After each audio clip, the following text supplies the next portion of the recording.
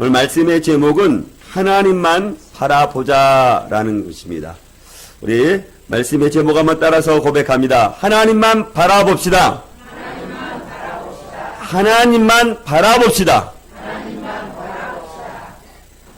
새해가 시작하고 벌써 이렇게 한 달이 지났습니다. 우리가 새해를 시작할 때 장로님 기도의 제목처럼 믿음으로 결단하고 믿음으로 다짐하면서 시작했는데 한 달을 살아오면서 믿음으로 잘 살아오셨습니까?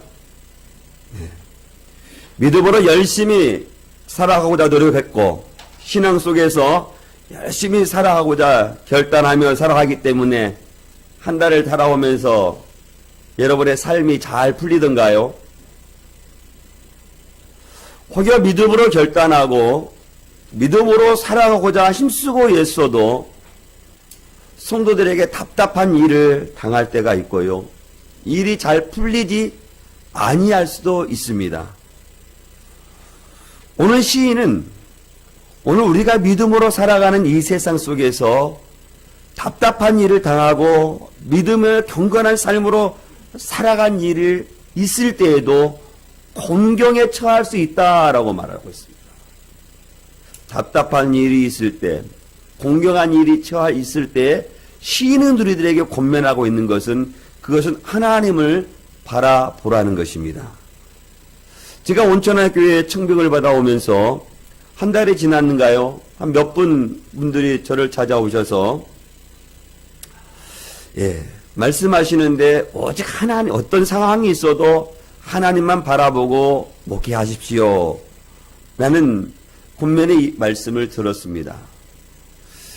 제가 다른 교회에 사역하면서 또 우리 온천학교회를 사역하면서 성도들에게 어려운 일이 있을 때, 답답한 일이 있을 때, 병원에 입원해 있었을 때 신방하면서 그분들의 손을 붙잡고 권면했던 말씀, 오직 하나님만 바라보고 살아가야 합니다 라고 권면을 했는데 몇 분 성도님들이 찾아와서 어떤 어려움이 있어도 하나님만 바라보고 목회하라 라는 이 권면의 말을 받으니까 새삼 달리 느껴지더라고요.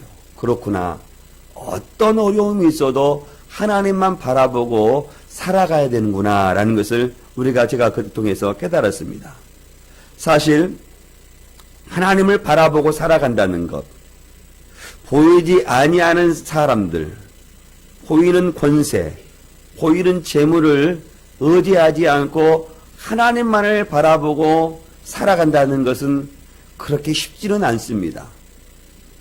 그럼에도 불구하고 오늘 다윗은 인생의 길을 걸어가면서 답답한 일을 당하고 어려운 일을 당할 때 믿음의 성도들에게 바라는 것은 있는데 그것은 하나님을 바라보고 살아가라는 것입니다. 오늘 본문을 통해서 저희들 살펴보기로 원하는 것은 잠잠히 하나님만 바라보자라는 것입니다. 오늘 1절 말씀 보니까 나의 영혼이 잠잠히 하나님만 바라며 나의 구원이 그에게서 나오는도다라고 시인이 고백하고 있습니다. 다윗이 이 시를 지었을 때 많은 신학자들은 아마 이 상황이 압살롬의 반역에 의해서 피신을 당할 때 아마 다윗이 이 시를 기록했을 거다라고 생각하는데 별다른 의견을 제시하지 않습니다. 그 다윗이 이 시를 기록했을 때 다윗이 참으로 위급한 상황에 처해 있었던 것입니다. 아들 압살롬에 의해서 피신을 당할 때 생명을 구하고자 벗은 발로 피신의 길을 걸어가지 않았습니까? 그러니까 얼마나 위급한 상황이었겠습니까? 그런데 그 위급한 상황 가운데 다윗은 누구만을 바라보겠다고 말씀하냐면 하나님만 바라보고 살아가겠다라고 말씀하시는 거예요. 그러니까 하나님을 바라본다라는 것은 하나님만을 의지하겠다라는 것입니다. 저와 여러분들이 나는 하나님만 바라보고 살아가겠습니다라고 고백한다는 것은 그 하나님을 바라보고 고백한다고 하는 그 고백 속에서는 하나님만을 의지하며 살아가겠다라는 그 고백이 그 안에 들어있다라는 것입니다. 왜 다윗은 절체절명의 위기 앞에서 하나님만을 바라보겠다라고 고백하고 있는가? 절체절명의 위기 앞에 사람들이 순위 사용하는 것은 사람을 의지하고 인간의 방법을 도모합니다.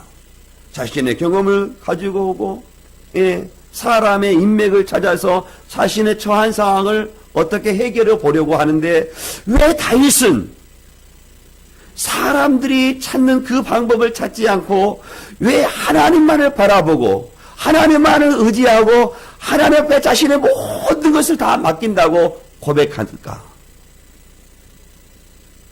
왜 다윗은 그런 위급한 상황 속에서 하나님만을 바라보고 살아가겠다고 고백하고 있을까요?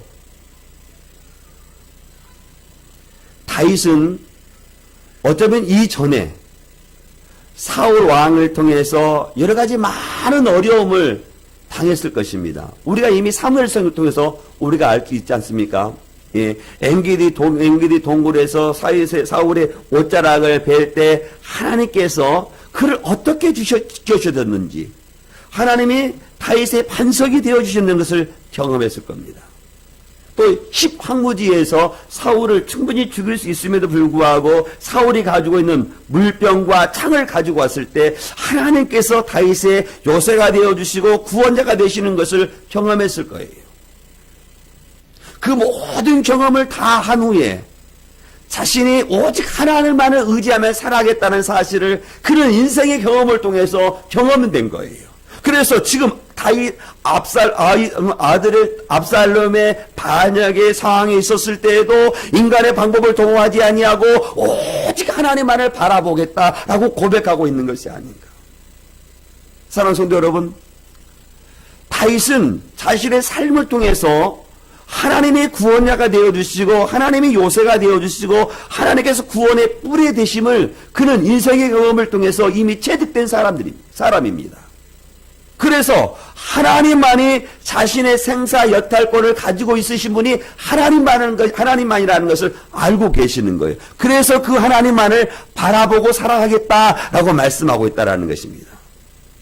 사랑하는 성도 여러분, 우리가 믿음으로 살아간다는 것은 어떤 상황 속에서도 다윗과 같이 하나님만을 바라보고 살아가겠다라는 의미를 가지고 있는 것입니다.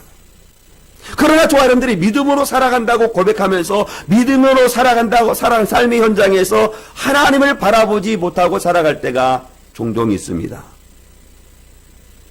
세상을 믿기도 하고 세상의 물질을 의지하며 살아갈 때가 있습니다. 그러나 오늘 다윗은 자신의 인생의 절체절명의 위기 앞에서 오직 하나님만 바라보고 살아가겠다라고 고백하고 있다는 거예요.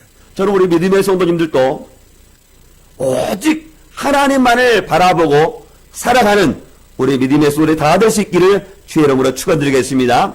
다윗이 하나님만을 바라보고 살아가겠다는 그 이유가 2절을 통해서 우리들에게 말씀해 주고 있어요.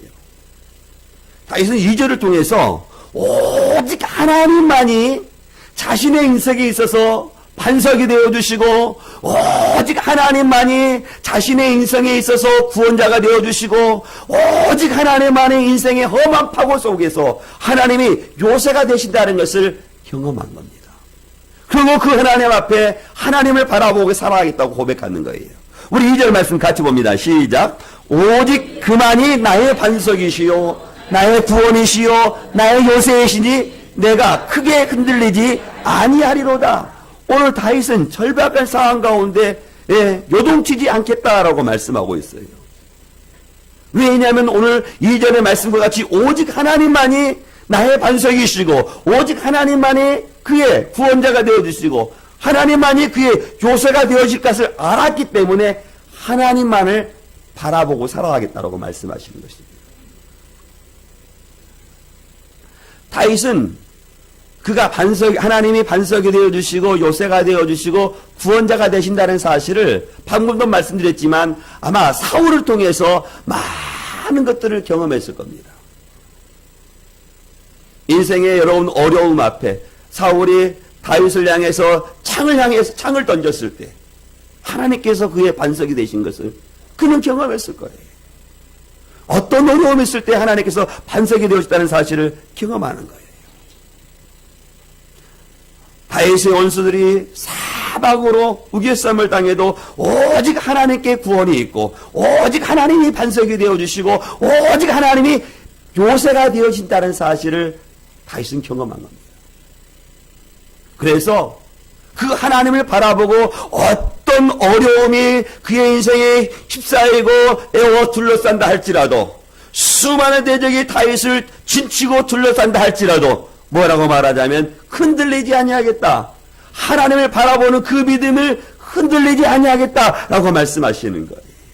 여기서 흔들리다라는 이 히브리어는 못도라는 단어인데요. 못도라는 단어인데요. 미끄러지다, 요동하다, 천복되다라는 뜻을 가지고 있어요. 그러니까 하나님을 바라보지 아니하면 아무리 견고한 믿음이다 할지라도 어떻게 할 수 있냐면 흔들릴 수 있다라는 겁니다. 우리가 하나님을 의지하고 살아가게 되면 의지하지 않고 우리가 하나님을 우리 인생을 살아가게 되면 우리의 견고한 믿음이라 할지라도 어떻게 할 수 있다라고 말하냐면 흔들릴 수 있다라는 거예요. 그러니 다윗은 흔들리지 아니하기 위해서 누구만을 바라보겠다고 말씀하냐면 하나님만을 바라보고 살아가겠다라고 말씀하시는 거예요. 사랑하는 성도 여러분, 우리가 믿음을 다 가늠할 수 없지만 믿음이 하나님께서 기뻐하시는 믿음도 있고 하나님께서 보시기에 작은 믿음도 있을 것입니다.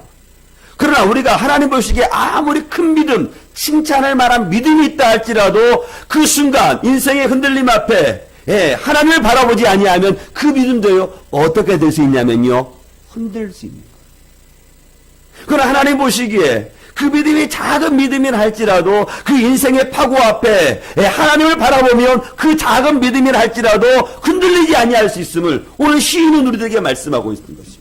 그러니 인생을 살아가면서 다윗은 오직 누구만을 바라보고 살아가겠다고 말씀하냐면요 하나님만을 바라보고 살아가겠다라고 말씀하고 있다는 거예요. 사랑하는 성도 여러분, 바로 우리 하나님께서 원하시는 믿음이 있다면 바로 이런 믿음이 아닌가 생각해봐요. 어떤 어려움이 있다 할지라도 우리가 믿음의 길을 걸어가면서 내가 신앙을 지키며 살아갈 때 인생의 파고가 몰려온다 할지라도 하나님만을 바라보는 그 믿음, 하나님만을 의지하는 그 믿음, 그것을 시인은 노래하고 있고 하나님은 저와 여러분들에게 그 믿음을 원하시고 있을지도 모른다는 것입니다. 내가 믿는 그 하나님만이 오직 나의 구원이다가 되어주시고 나의 반석이 되어주시고 나의 요새가 되신다는 그 믿음으로 살아가기를 원하신다는 것입니다. 그 하나님은 우리의 인생 앞에 어떤 어려움이 펼쳐진다 할지라도 우리를 구원하신다는 사실을, 우리의 반석이 되어주셔서 어떤 어려움이 있다 할지라도 그 반석 위에 우리를 올려놓는다는 사실을 우리 믿음의 손을 기억할 수 있기를 원합니다. 세상의 사람들은요 무엇을 의지하려고 하냐면요, 사랑하는 성도 여러분, 세상의 사람들은 인생을 살아가면서 무엇을 의지하며 살아가는 것 같습니까? 예? 예. 오늘 본문에 말씀 나오는요 10절에서 말씀인데요, 예, 재물을 의지하며 살아갈 수 있어요.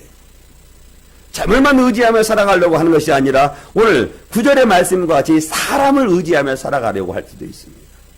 또 11절의 말씀과 같이 사람의 권세를 의지하며 살아갈 수가 있어요. 왜냐하면 그것들이 눈에 보이기 때문에 눈에 보이는 것을 붙잡으려 하고 눈에 보이는 것을 의지하려고 하는 것입니다. 이것은 인간의 나약한 본성이에요. 우리는 또 그런 것들이 있습니다. 그러나 그 본성을 우리는 저어버리고 깨뜨려버리고 우리가 누구를 의지하며 살아가야 되냐면 하나님만을 의지하며 살아가라 라고 말씀하고 있다는 거예요. 하나님만을 바라보고 살아가야 된다라고 시인이 우리들에게 말씀하고 있던 것입니다. 아무리 우리의 믿음이 흔들리는 상황이 펼쳐진다 할지라도, 예, 환경이 우리를 믿음을 흔들린다 할지라도 우리가 누구만을 바라보고 살아가야 된다 하냐면 하나님만을 바라보고 살아가야 된다는 거예요. 그래야 우리의 믿음이 흔들리지 아니할 수 있다는 거예요. 그래야 주님께서 원하시고 기뻐하시는 삶을 살아갈 수 있다는 것입니다. 저는 우리 믿음의 손들이 여러분의 삶을 뒤흔드는 환경에 펼쳐진다 할지라도 오직 하나님만을 바라보고 하나님만을 붙잡고 하나님만을 의지하며 살아가는 우리 믿음의 손들이 다 될 수 있기를 주의 이름으로 축원드리겠습니다. 다윗이 오늘 하나님만을 바라보고 살아가겠다라는 이 상황을 보니까요 3절의 말씀을 보니까 어떤 상황이냐면요 넘어지는 담과 같은 상황이 펼쳐진다는 겁니다. 울타리, 다윗을 지키려고 세워있던 그 울타리가 흔들린다라는 거예요. 그럼에도 불구하고 누구만을 바라보긴다고 말씀하냐면 하나님만을 바라보고 살아가겠다라고 말씀하고 있어요. 다윗의 대적들이 다윗을 죽이려고 다윗이 튼튼하게 쌓아놓았던 그 담을 무너뜨려 버린다. 그런 순간에서 다윗은 하나님을 바라보겠다라고 말씀하시는 거예요. 다윗을 지키려고 수많은 울타리 같은 사람들이 있었을 것입니다. 그 울타리 같은 사람들이 흔들린다 할지라도 누구만을 바라보겠다고 말씀하냐면 하나님만을 바라보겠다고 말씀하죠. 그것도 잠잠히 하나님을 바라보겠다라고 말씀하시는 거예요. 담이 무너지고 울타리가 흔들리면 누가 그것을 지켜줄까요? 하나님이 지켜줄 것을 다윗은 아는 겁니다. 그래서 그가 고백하는 거예요. 담이 무너지도 울타리가 흔들린다 할지라도 나는 잠잠히 하나님만을 바라보겠다라고 말씀하시는 거예요. 사랑하는 성도 여러분, 담이 흔들린다라는 것, 담이 무너진다는 것, 울타리가 흔들린다는 것은 시인이 시적으로 표현해서 그렇지 이 상황이 얼마나 어려운 상황이고 얼마나 급박한 상황인지 우리는 잘 헤아리지 못할 수도 있어요. 담이 무너지고 울타리가 흔들린다는 것은 나의 생사 여부가 일각을 다투는 상황이에요. 그런 상황 가운데 다윗은 뭐라고 말하냐면요, 잠잠히 하나님을 바라보겠다라고 말씀하시는 거예요. 사랑하는 성도, 이런 믿음을 가지고 있는 성도가 있다면 그 성도는 성숙한 성도가 아닐까요? 우리는 조금만 위태로운 상황이 오고 그 문제가 내가 생각하는 내가 내 앞에 펼쳐진 문제가 내가 생각하는 대로 그 시간에 따라 해결하지 않으면 우리는 어떻게 해요? 잠잠히 하나님을 바라볼 수 있습니까? 아닐걸요. 요즘 아이들이 참 말을 잘합니다. 아이가 부모의 뱃속에 나와서 말을 하기까지 시간이 어느 정도 걸립니까? 제가 일부 예배 말씀을 증거하면서 여쭤봤더니 12개월서부터 이렇게 입에 말을 한다고 그래요. 근데 말이 완전한 말이 아니죠. 그냥 이렇게 하겠죠. 그래서 근데 아빠는 어떻게 해요? 아빠 해봐. 엄마는 어떻게 해요? 엄마 해봐. 그런데 아빠도 아닌데 아빠 그 비스무리 하면 아빠는 그걸 뭐라고 들어요? 아빠라고 했다고 듣는 거죠. 엄마는 어떻게 들어요? 엄마 비스무리 한 말도 아니에요. 그냥 어자만 들어가면 그 아이가 엄마라고 했다고 그래요. 그래서 어느 부모들은 내 아이를 어떻게 생각하냐면 천재라고 생각하는 거거든요. 그래서 옆 사람이 아이가 이 말을 할 때는 2년이 지나야 이렇게 말을 이렇게 온전하게 한다고 그래요. 그래서 온전하게 할 때까지 옆에서 엄마, 아빠 얘기해봐, 말해봐 이렇게 말을 하도록 가르칩니다. 그래서 아이가 잘하면 말을 잘해요. 그런데 침묵을 가르치는 경우는 없습니다. 지금까지 인생을 살아오면서 이 성도님들 누구에게나 이렇게 침묵하라는 이야기를 혹시 들어본 적이 있어요? 잠잠하라라는 이야기를 들어본 적이 있어요? 우리는 누구나 말을 많이 하고 싶어 합니다. 아마 저도 그래서 그런지 예배 시간에 예배를 이렇게 길게 가고 있는지도 몰라요. 근데 오늘 말씀 보니까 오늘 시인 다윗은 뭐라고 하면 잠잠히 하나님을 기다리겠다라고 말씀하고 있어요. 우리가 잠잠하기까지요, 우리의 인생에요, 아마 한 7, 80이 돼야, 그렇구나. 내가 잠잠할 때가 있구나. 잠잠해야 될 때가 있구나라는 것을 아마 알게 될 겁니다. 성숙한 인생에도 살아가는 오늘 시인은 절대절명의 위기 앞에 여러 가지 많은 이야기들을 할 수 있었을 것입니다. 그런데 오늘 저와여러분들에게 고백하는 것은 잠잠히 누구만을 바라보겠냐면 하나님을 바라보겠다고 말씀하시는 거예요. 세상에 흔들려서 담이 무너지고 울타리가 흔들리는 그런 상황 가운데 하나님 앞에 잠잠히 하나님을 바라보고 살아가겠다. 하나님이 나의 인생을 책임져 주시는 그 하나님을 바라보고 그 하나님을 믿고 의지하며 살아가겠다라고 말씀하고 있다는 것입니다. 저는 우리 믿음의 성도들 가운데 우리가 인생을 살아가면서 세상에 흔들려서 나의 집터가 흔들리고 내가 쌓아놨던 담이 무너지고 울타리가 흔들린다 할지라도 오직 하나님만을 바라보고 하나님께 소망을 두며 살아가는 우리 믿음의 성도들이 다 될 수 있기를 주의 이름으로 축원드리겠습니다. 오늘 다윗은요 또다시 4절에서 자신의 상황에 대해서 말씀하시는데요. 4절 말씀 한번 같이 한번 보겠습니다. 시작. 그들이 그를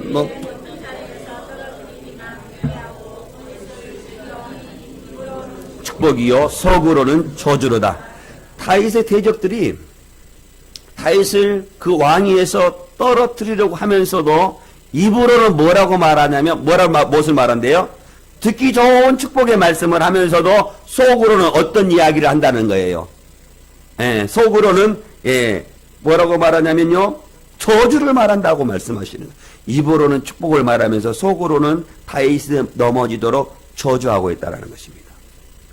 사랑하는 성도 여러분, 여러분의 상황 가운데 이런 일들이 펼쳐진다면 저와 여러분들은 어떻게 해야 될까요? 어떻게 해야 되겠어요? 하나님께 피해야 됩니다. 하나님을 바라보아야 되는 거예요. 왜냐하면 그 하나님은 다윗이 고백했던 것처럼 그 하나님은 나의 반석이 되어주시고 나의 요새가 되어주시고 나의 구원자가 되어주시기 때문에 어떤 사람이 나에게 입으로는 축복의 말을 하고 속으로 저주하는 일이 만약에 펼쳐진다 할지라면 하나님께 피해야 되는 거예요. 사랑하는 성도 여러분, 사람들이 세상을 살아갈 때 오늘 다윗을 무너뜨리려고 하는 그 대적과 같은 그 간교한 입술이 되어서는 안 됩니다. 한 입에서 단물과 쓴물이 나오지 못하는 것처럼 저의 입술에는 우리 믿음의 성도의 입술에서는 정말로 축복의 말을 하고 그 속마음마저도 축복해주는 그러한 입술과 마음이 되기를 주의 이름으로 축원드리겠습니다. 누가 어떤 말을 한다 할지라도 혹여 세상이 여러분 오늘 본문에 나오는 말씀과 같이 속으로는 입으로는 축복의 말을 하고 속으로는 저주의 말을 한다 할지라도 여러분의 믿음이 우리를 향한 하나님의 어떤 말을 한다 할지라도 하나님을 향한 그 믿음이 변치 않고 오직 하나님께만 소망을 두며 살아가는 우리 믿음의 성도들이 다 될 수 있기를 주의 이름으로 축원드리겠습니다. 여러분의 입술이 축복의 입술이 되기를 원해요. 다른 사람을 세워주는 입술, 다른 사람을 위해서 기도해주는 그런 입술이 되기를 원합니다. 오늘 본문을 통해 두 번째 살펴보기로 하는 것은요, 하나님께만 소망을 두자라는 것입니다. 누구에게 소망을 두자고요? 하나님께만 소망을 두자라는 거예요. 다윗이 자신의 어떤 형편이 있다 할지라도 그 위기를 건져내줄 수 있는 분은 오직 하나님께만 있다라는 것을 아는 거예요. 그렇기 때문에 오직 하나님만을 바라보고 하나님께 소망을 두겠다라고 말씀하고 있어요. 5절 말씀 같이 봅니다. 시작. 나의 영혼아 잠잠히 하나님만 바라라. 무릇 나의 소망이 그로부터 나오는 도다. 다윗은 오직 하나님만에게만 집중하겠다는 거예요. 터가 담이 무너지고 터가 흔들린다 할지라도 오직 하나님만을 바라보겠다라고 말씀하시는 거예요. 자신의 모든 것을 하나님께만 소망을 두고 살아가겠다라고 말씀하시는 거예요. 그런데 그 소망이 누구에게 나온다라고 말씀하고 있어요? 하나님께 나오는 소망이. 사랑하는 성도 여러분, 저와 여러분들의 소망, 세상의 사람들이 소망을 가지고 살아가는데 세상의 사람들은 어디에 소망을 두고 살아가냐면요, 하나님께로 나오는 소망을 두고 살아가는 것이 아니라 세상에서 있는 것, 세상에서 나오는 것들을 가지고 소망을 두고 살아가는 겁니다. 그런데 오늘 다윗은 그런 위급한 상황 가운데 소망을 하나님께 두고 살아가는데 그 소망은 하나님께서 나오는 그 소망을 두고 살아가겠다라고 말씀하고 있다는 거예요. 저는 우리 믿음의 성도님들도 오늘 다윗과 고백과 같이 세상에서 나오는 것을 소망을 두고 살아가는 것이 아니라 하나님께로 나오는 것, 그것을 소망을 두고 살아가기를 원해요. 하나님께로 나오는 그것이 우리의 소망을 두고 살아가야 됨을 오늘 다윗은 우리들에게 말씀하고 있다는 거예요. 그래서 다윗은 뭐라고 말하냐면 오직 하나님만의 나의 반석이시며 오직 하나님만의 나의 구원이시며 오직 하나님만의 나의 요새시라 라고 말씀하시는 거예요. 하나님께 소망을 두고 살아가는 사람들은 오직 하나님 앞에 반석이 되고 구원자가 되시고 요새가 되신다는 사실을 알고 있다는 겁니다. 저는 우리들의 모든 것들을 하나님께 맡기고 하나님으로 나오는 그 소망을 두고 살아가는 우리 믿음의 성도들이 될 수 있기를 주의 이름으로 축원드리겠습니다. 아무리 흔들린다 할지라도 하나님께 소망을 두고 살아가는 사람들. 다윗은 천만인이 자신을 향해서 여호와사고 진진을 진다 할지라도 두렵지 않다라고 말씀했어요. 왜 다윗은 천만인이 자신을 진을 치고 둘러싼다 할지라도 두렵지 아니할 수 있었을까요? 하나님이 그를 지켜주신다는 것을 알기 때문에, 하나님께만 자신의 소망을 두고 살아가기 때문에, 천만인의 자신을 둔그 천만인의 자신을 진을 치고 둘러친다 할지라도 절대 두렵지 않다라고 말씀하시는 거예요. 사랑하는 성도 여러분, 저와 우리 믿음의 성도들이 이 세상을 살아갈 때요, 문제 속에서 살아갑니다. 우리 가운데 고통의 멍해가 있고요, 실패와 낭패의 멍해가 있어요. 문제 속에 하나의 문제를 해결하라고 그러면 또 다른 문제가 우리를 엄습해 옵니다. 하나의 문제를 해결하고 하나의 문제만 오면 좋지만 때로 인생을 바라보는 어떤 사람들에게는 한 문제가, 두 개의 문제가, 세 개의 문제가 겹쳐서 올 때가 있어요. 사업의 어려움의 문제가 올 수도 있고, 자녀의 문제의 어려움이 올 수도 있고, 육체의 연약함으로 죽음의 공포의 문제가 올 수도 있어요. 그런 상황 가운데 우리에게 소망을 두고 살아가야 될 분은 오직 하나님이라고 말씀하시는 거예요. 아무리 죽음의 공포가 우리를 향해서 엄습한다 할지라도 우리의 소망을 하나님께 두면 그 죽음이 우리 가운데 온다 할지라도 두렵지 아니할 수 있다라고 말씀하시는 거예요. 왜냐하면 하나님께 소망을 두고 살아가기 때문에. 우리가 세상을 살아갈 때 사업이 잘 되면 좋겠지만, 우리가 생각하는 대로 잘 풀리면 좋겠지만, 혹여 사업이 잘 되지 아니한다 할지라도 하나님께 소망을 두고 살아가는 사람들은 그 사업 때문에 두렵지 아니할 수 있다라고 말씀하시는 거예요. 왜냐하면 하나님께 소망을 두고 살아가기 때문에 그렇다는 겁니다. 저는 우리 믿음의 성도들이 고통의 무게가 오고 자녀의 문제가 오고 어떤 세상의 문제가 온다 할지라도 그때 하나님을 바라보고 살아가는 우리 믿음의 성도들이 되기를 원하며, 하나님께만 소망을 두고 살아가는 우리 믿음의 성도들이 다 될 수 있기를 주의 이름으로 축원드리겠습니다. 다윗은요, 그런 어려움이 있을 때 하나님께서 구원자가 되시고 반석이 되신다는 사실을 다 알고 8절의 말씀이니까 백성들에게 말씀하시는데, 백성들에게 뭐라고 말하냐면요, 8절 말씀 같이 봅니다. 시작. 지시로 그를 의지하고 그의 앞에 마음을 두어라. 하나님은 우리의 피난처시로다. 셀라. 하나님만을 의지하고 하나님만을 소망을 두고 살았던 다윗이 권면했던 고백은 오직 하나님만을 의지하라는 겁니다. 시시때때로 하나님만을 의지하고 살아가라라고 말씀. 어떤 일을 만나도, 어떤 상황을 만나도 누구만을 의지하라고 말씀합니까? 하나님만을 의지하며 살아가라는 거예요. 하나님만을 의지하고 너 앞에 있는 여러 가지 많은 문제를 가지고 하나님 앞에 너의 모든 것들을 다 토해내라라고 말씀하시는 거예요. 이 쏟아내라라는 이 단어는요, 어떤 거 하고 있냐면, 옛날에 혹시 우물에서 물을 길러서 부엌에 혹시 물을 떠놓으신 분들이 혹시 있으십니까? 저는 그랬어요. 저 시골에서 자라서 수도가 그때 없었는데 우물이 있는데, 우물에서 밭게스 아시죠? 밭게스 모르세요? 밭게스를 2개를 가지고 가서 우물에서 두루박에 물을 길러서 밭게스에다가 물을 양쪽에 다 채웁니다. 그리고 채워서 부엌까지 가지고 와요. 부엌에다가 어떻게 합니까? 물을 쏟아내는 거예요. 그 밭게스에 물을 거기에 물을 저장할 때, 부을 때 조금이라도 남겨놓습니까? 남겨놓지 않습니까? 남겨놓지 않죠. 마치 그렇듯 하나님께 쏟아놓으라는 거예요. 백성들아, 시시로 뭐라고 말합니까? 그를 의지하고 하나님을 의지하고 하나님 앞에서 너의 모든 마음을 다 쏟아넣어라. 왜냐하면 그 하나님은 어떤 하나님이시니까? 너의 피난처가 되시는 하나님이시니까 너가 가지고 있는 모든 마음을 다 쏟아내라라고 말씀하시는 거예요. 너 마음에 혹여 근심이 있거나 걱정이 있거나 염려가 있거나 슬픈 일이 있거나 괴로운 일이 있거나 혹여 수치스러운 일이 있다 할지라도 하나님 앞에 나와서 그 모든 것들을 다 어떻게 하라고 말씀하고 있어요? 다 쏟아내라는 거예요. 다 쏟아. 하나도 남김없이. 마치 바켓으로 물을 길러와서 물을 저장고에 넣었듯이 다 쏟아넣듯이 하나님 앞에 다 쏟아넣어. 답답한 일이 있을 때 쏟아놓으라는 거예요. 힘든 일이 있을 때 쏟아놓으라는. 내가 믿음의 길로 걸어가는데 힘든 일이 있어.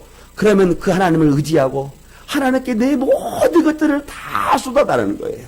왜냐하면 그 하나님은 누구의 피난처가 되시니까? 나의 피난처가 되시니까.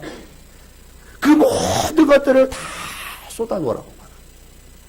사람들은 답답한 일을 당할 때 누구를 찾아서 얘기합니까? 누구를 찾아가요? 답답한 일을 만날 때. 예? 점쟁이야. 점쟁이도 찾아가기도 하고 또 정말로 친했던 사람을 찾아가기도 합니다. 그런데 사람들이 점쟁이를 찾아가고 나서 그들의 마음속에 어떤 마음이 들자면요. 어떤 마음이 들까요?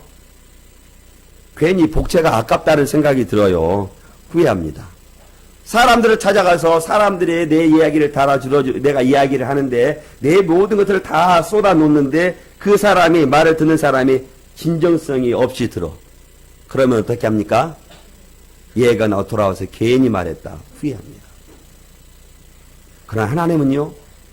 우리의 내 모든 것들을 다 쏟아놓는다 할지라도 우리가 하나님 앞에 후회되는 게 없어요. 왜냐하면 하나님은 내 모든 것들을 다 들어주시고 나의 피난처가 되어주시기 때문에 하나님께 내 모든 것을 다 내가 혹여 수치스러운 일들이 있잖아요. 인생을 살아가면서 사람들이 알면 좀 부끄러운 일들, 그런 일들을 하나님께 다 내어놓는다 할지라도 다 쏟아놓아도요 하나님께 부끄러움이 없습니다. 왜냐하면 하나님은요 저와 여러분들의 어떤 분이시기 때문에요.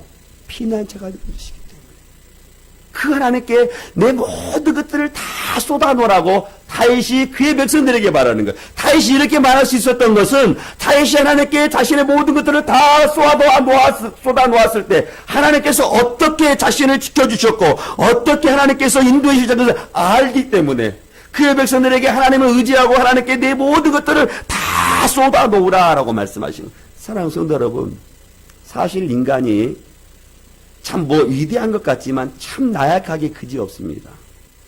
우리가 모든 것들을 다 해결할 수 있는 것처럼 보이지만요. 정말 하나님의 도우심이 없으면요. 정말 사소한 일을 우리 스스로 해결할 수 없는 연약한 존재들입니다. 그러니 그 연약한 존재들이 누구를 의지해야 되며 누구 앞에 나와서 나의 모든 것들을 다 쏟아낸지를 신이 말씀하시는데 하나님 앞에 나와서 하나님을 의지하고 하나님 앞에 나의 모든 것들을 다 쏟아놓으라. 하나님만이 우리의 피난처가 되시겠다라고 말씀하시는 것입니다. 시시때때로 언제든지 밤이든지 낮이든지 문제가 크든지 적든지 그 모든 문제를 가지고 하나님께 나오라는 거예요. 그러면 그 하나님이 우리의 피난처가 되어주신다라고 말씀하시는 것입니다. 저는 힘들고 어려울 때 시시때때로 하나님을 의지하고 하나님께 여러분의 마음을 다 쏟아놓으며 하나님의 도우심을 받고 살아가는 우리 믿음의 성도들이 다 될 수 있기를 주의 이름으로 축원드리겠습니다.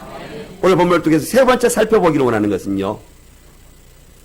인생을 살아가면서 세 가지를 조심하라는 거예요. 이 세 가지를 의지하지 말라는 거예요. 오직 하나님만을 의지하며 살아가라고 말씀하시는 것입니다.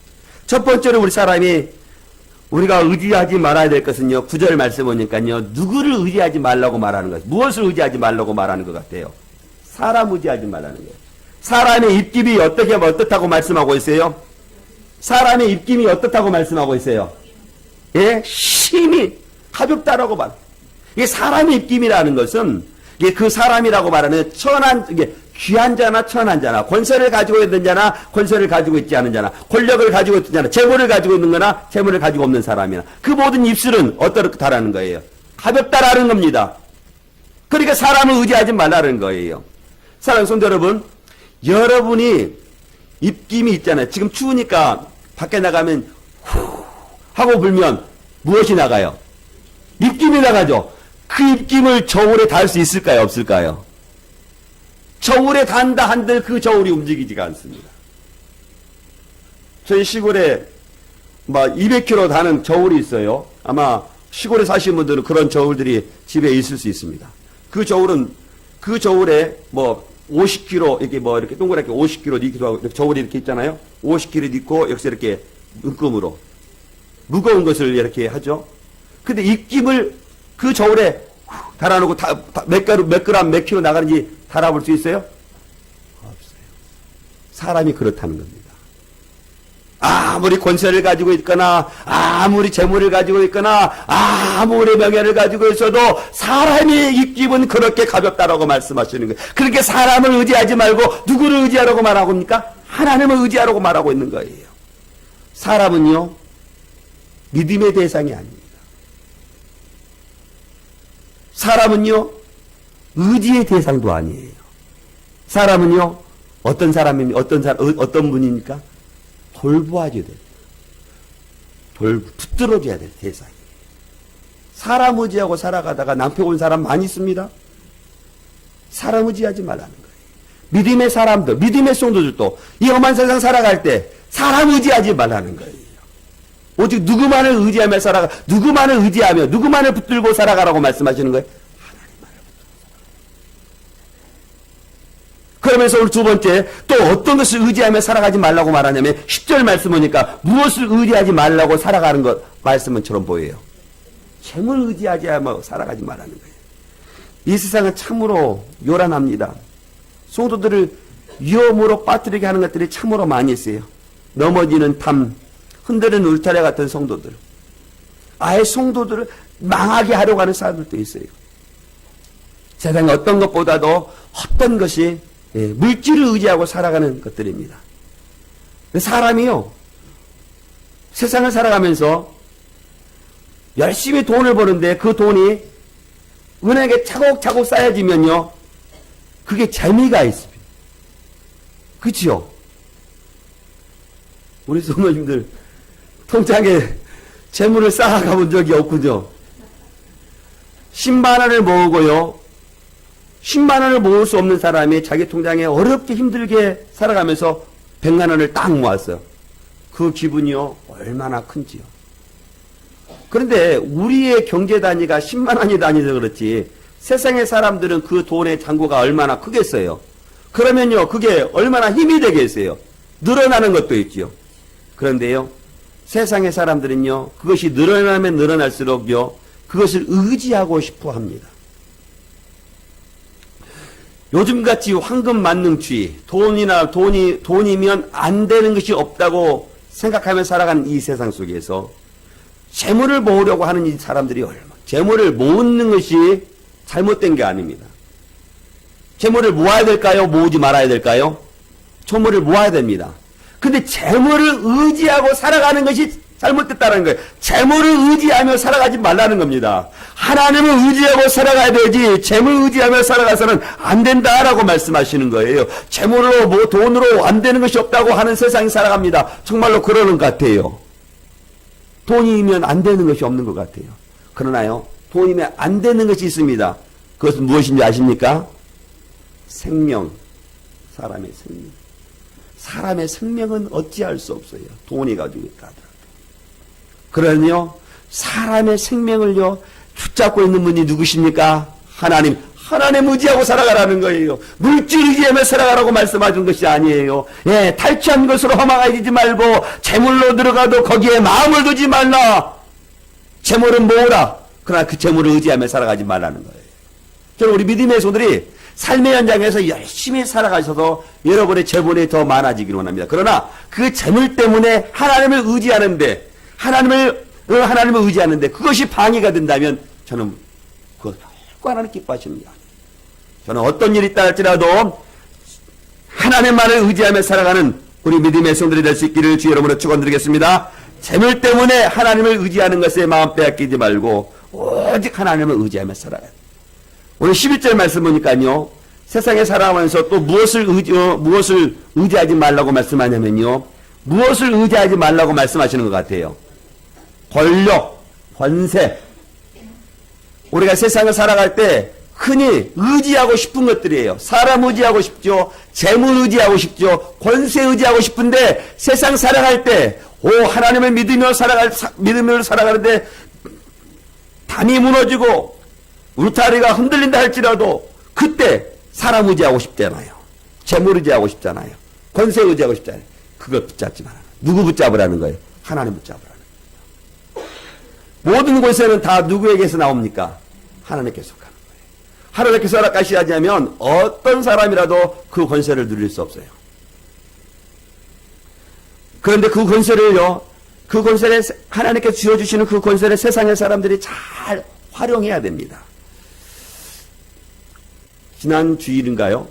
지난주 식사를 하면서 권사님들하고 어느 이야기를 하다가 정치 얘기를 하다가 선거 이야기까지 갔어요. 정치를 하는 사람들은 그 정치에 참으로 묘미가 있는지 빠져나오기가 힘들다고 그래요. 제가 얘기한 게 권사님들 얘기했어요. 권력의 힘이 얼마나 크고 또 권력이 얼마나 요상한지 거기 한번 빠지게 되면 거기에 모든 걸 다 탕진하고 나서야 그때서 그걸 끊는다고 그래요. 마치 마약과 같다는 거예요.